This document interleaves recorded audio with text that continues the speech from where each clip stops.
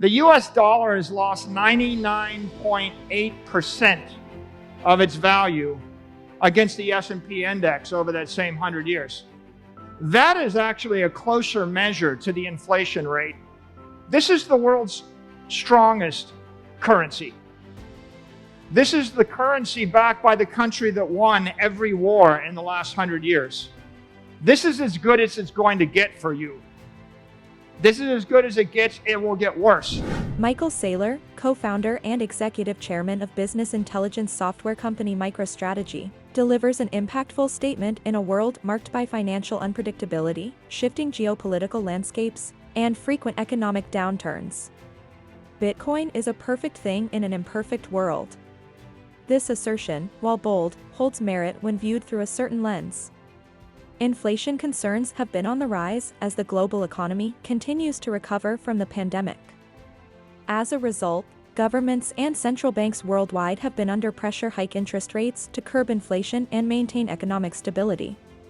Michael Saylor, a co-founder of MicroStrategy, spoke about a range of subjects at a Bitcoin conference in Prague, including Bitcoin, the demise of the dollar, inflation, and the future of money.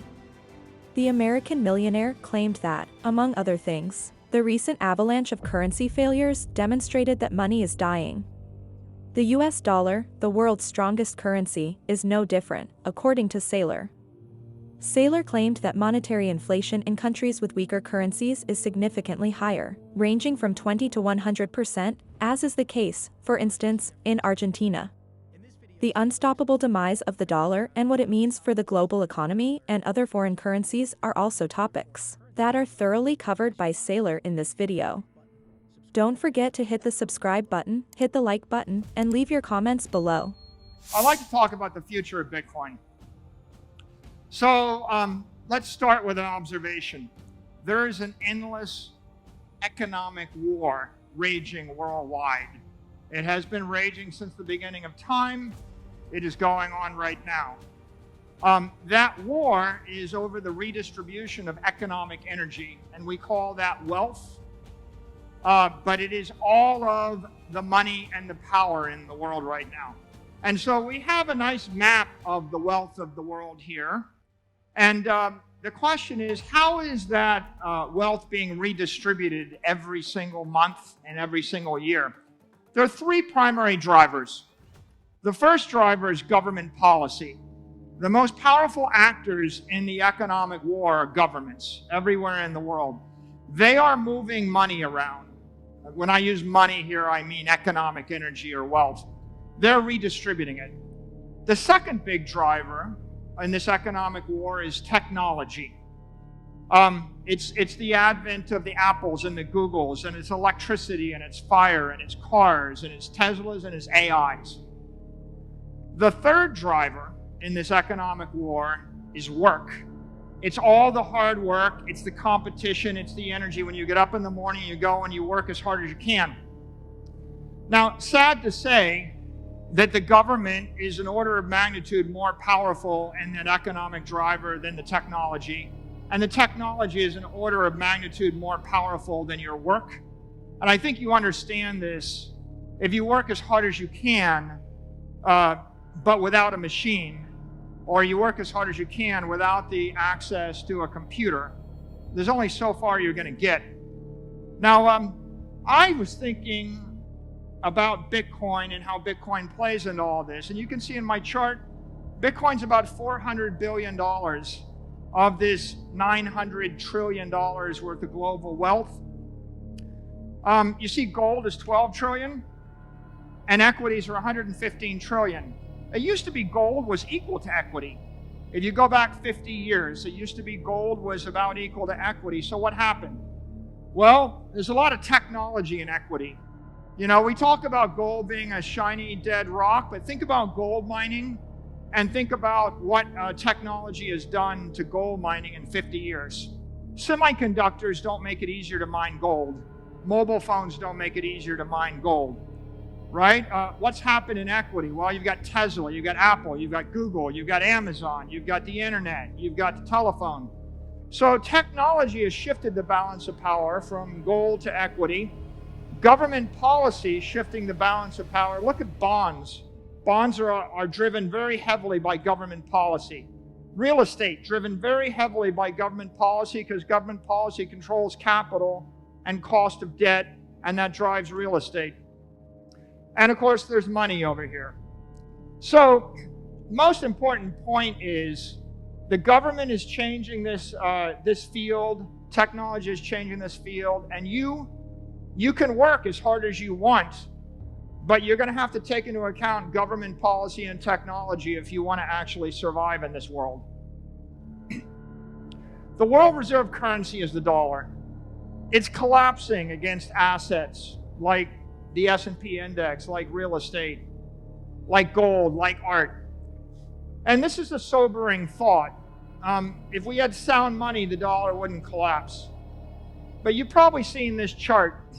This is the dollar collapsing against consumer goods. Consumer goods, the dollar is 95% weaker. It means consumer goods are 20 times more expensive today than 100 years ago. Now, consumer goods are manufactured items, candy bars, bottles of water, Netflix videos. They're things that are coming off an assembly line and they're getting stamped out with a low variable cost. This is the cheapest, least scarce stuff in this civilization, and yet it's 20 times more expensive. How do you measure inflation? If I measure inflation against something I can manufacture for free, inflation doesn't look that high. If I measure inflation against a yardstick that is fixed, that's thermodynamically sound, then you see the true measure of inflation. S&P is one example of that. This is Miami Beach. Miami Beach runs 96 blocks. There's that much beach. 100 years ago, there was that much beach. No amount of semiconductor technology or factories make more beach. The dollar has fallen 99.8% against the beach in 100 years. That's how you start to see what's really going on with the world's strongest currency. Now I have some bad news for you. We're not in America. We're in another country. Foreign currencies are collapsing against the dollar. This is the Argentine peso against the dollar.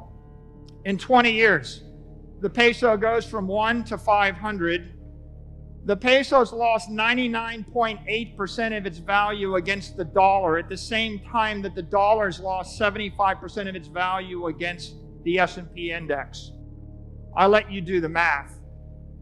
If you run a company in Argentina and you're going to work hard, you're going to have to grow your revenues from 1 million pesos to 500 million pesos over 20 years to stand still. And that's why I say no amount of hard work is going to solve the problem of being on the wrong side of an economic war. There's only one strategy here. You have to get out of that peso. You have to exit. This is the lira. This is before this week. It lost 95% of its value. Now the number is about 97% of its value against the dollar. This is the rupee. It's lost 90% of its value against the dollar. So that 99.8% loss is another 90%. So we're kind of running out of numbers to calculate just how much of your wealth has gone from you to the government. When the government actually collapses the currency 99.9%, what it means is over 100 years, they in essence take all of your wealth and they redistribute it to their cronies, to whoever they want. And that's the rate at which it's going. This is Pakistan, 82% against the dollar. This is the Brazilian real, 65% against the dollar. Conclusion: if you want to preserve your wealth, you have to convert that currency into an asset that's scarce, desirable, portable, durable, and maintainable. Right? There are certain things that are scarce and desirable, but they don't move, like beachfront property. And by the way, maintainable, If you own $1 million of property in Miami, you have to pay $20,000 a year every year to maintain it, and it gets assessed up. So you have to have $1 million to cover the taxes on $1 million of property in Miami Beach over about 20 years. You can't maintain it. MicroStrategy, founded by Michael Saylor, has been tenacious in promoting its message that Bitcoin is the only escape from inflation and financial collapse. Saylor recently tweeted that Bitcoin is a natural right. What are your opinions on the dollar's depreciation? Tell us in the comments section below. Don't forget to subscribe, like, and enable alerts for this video. Thank you for watching.